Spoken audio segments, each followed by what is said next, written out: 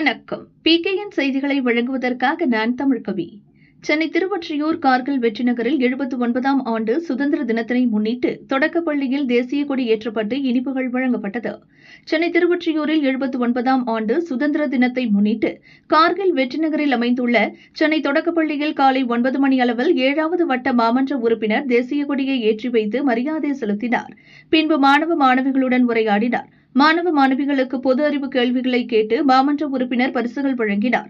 இறுதியில் அனைவருக்கும் இனிப்பு வழங்கப்பட்டது. உடன் 7வது மேற்கு வட்ட செயலாளர் எம். கண்ணன், முன்னாள் வட்ட செயலாளர் எஸ். ஸ்டீபன், மாவட்ட ஐடி விங் துணை செயலாளர் தீபன்ராஜ், கிழக்கு பகுதி ஐடி விங் செயலாளர் எம். நரேந்திரன், கிழக்கு பகுதி இளைஞர் அணி செயலாளர் எட்வின், கிழக்கு வட்ட அம்மா பேரவை செயலாளர் சுப்பிரமணியம், 7வது கிழக்கு வட்ட துணை செயலாளர் ராஜேஷ், மேற்கு வட்ட அம்மா பேரவை இணை செயலாளர் இ. பார்த்தசாரதி, பொன் செல்வம், ரஞ்சித் கலந்து கொண்டனர். அண்ணாமலை நகர் முத்து உடன் கலந்து கொண்டார்.